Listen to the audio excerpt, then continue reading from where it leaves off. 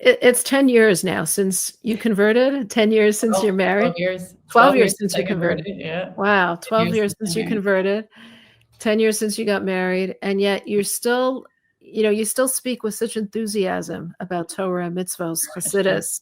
How do you keep that enthusiasm going? How do you keep that level of light, the me'ira, the light to everybody?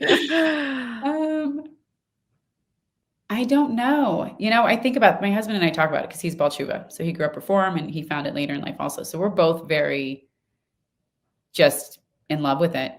And our daughters, our children, of course, are growing up in it. And so we wonder for them what the experience will be. They've been Right. keeping Shabbos their whole lives, where we didn't until his 20s and my 30s. And so what will that look like for them? Will they feel this same excitement and passion and responsibility with it? Even when it's not easy. Like, it's not always easy, of course, to feel the stress of going into Shabbos, where I'm like, is everything done? Is the food cooked? Sometimes I forget lunch. What are you going to do?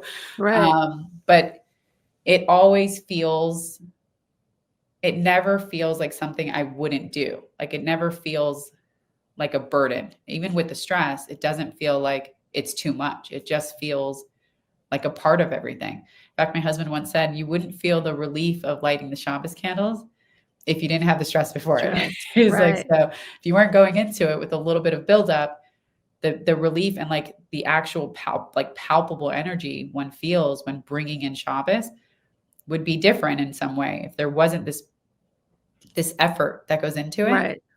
So I think for myself, what keeps the joy is that I just so genuinely believe it.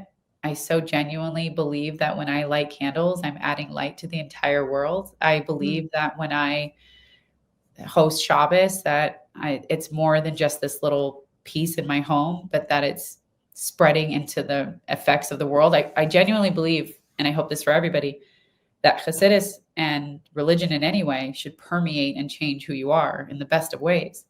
So I think one should be kinder and nicer and filled with light when they are filled with, I don't know, the light of God. Like, how can one not feel different? And so I think it permeated in this really real way that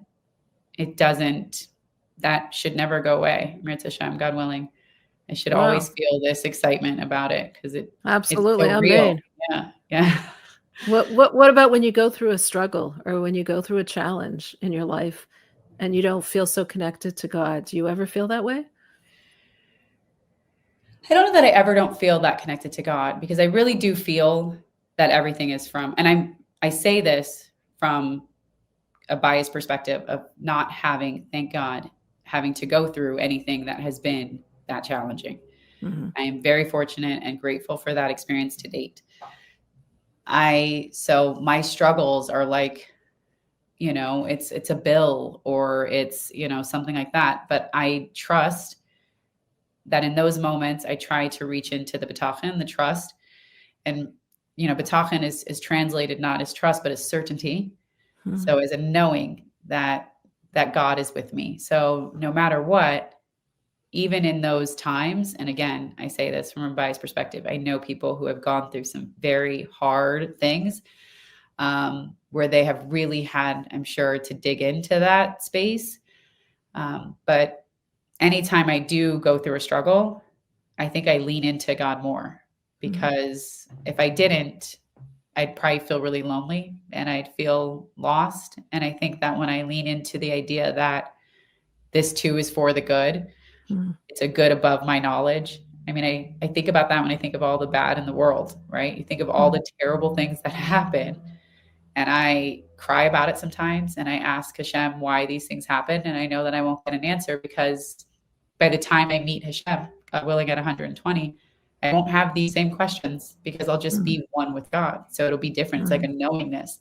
So I'll never have the answers to those big questions, but I just trust that there's a purpose outside of my knowledge. I believe that I'm not the smartest thing, that there is something above me. And I think that's where I lean into when I'm feeling a little bit less connected or struggling. Beautiful.